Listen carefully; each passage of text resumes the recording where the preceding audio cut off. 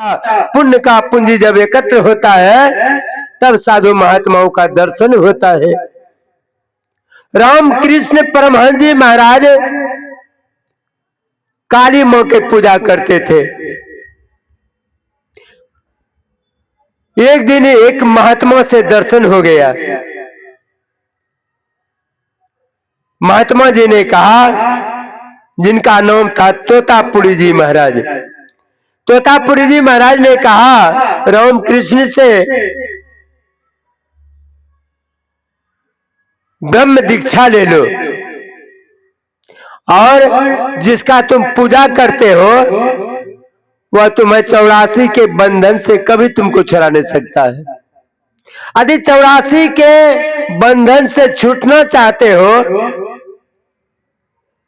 तो ब्रह्म दीक्षा ले लो और ध्यान भजन करो, तभी छुटकारा मिल सकता है।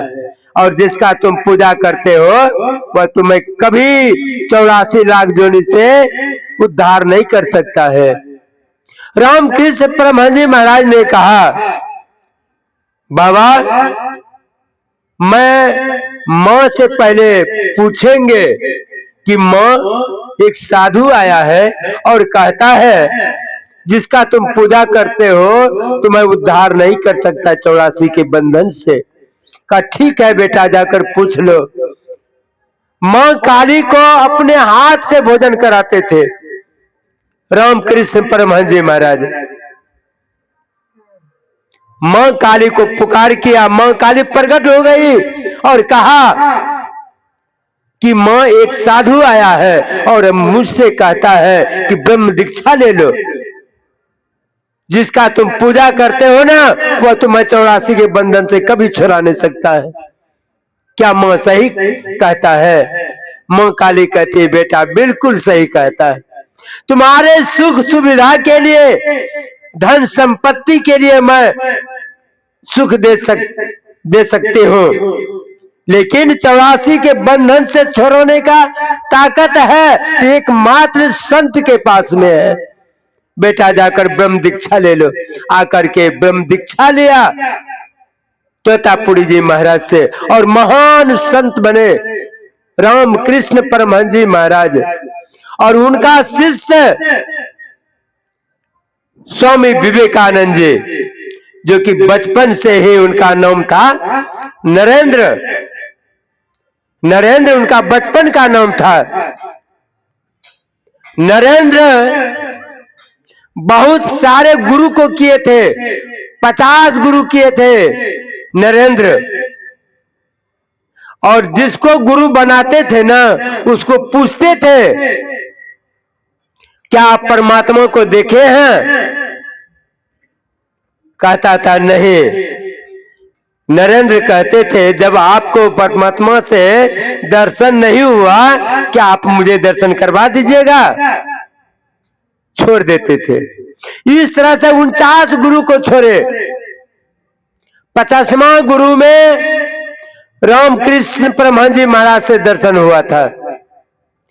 उनके मित्र ने कहा कि मित्र आज हमारे यहाँ एक महात्मा जी आते हैं, आपको मैं निमंत्रण देने आया हूं, जाना है? नरेंद्र ने कहा कि मुझे अब विश्वास खत्म हो गया भगवान के प्रति, परमात्मा नहीं है, झूठा प्रचार प्रसार करता है, हम नहीं जाएंगे। मित्र ने कहा, मित्र बहुत प्रयास किया, कहा आपको एक भजन गाना है। गया, बहुत कहने के बाद गया। जब गया तो एक भजन गाया, रामकृष्ण परमहंस जी महाराज की आंख से आंसू का धारा बहने लगा। जब आंख से आंसू का धारा बहने लगा तो कहा नरेंद्र इतना दिन से तुम कहाँ था? तुमको मैंने बहुत दिन से खोज रहा था।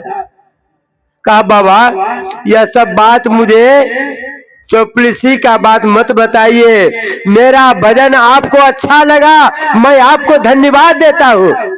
लेकिन आप जो सोचते हैं मेरा चेला बन जाएगा, मैं आपका चेला बनने वाला नहीं हूं।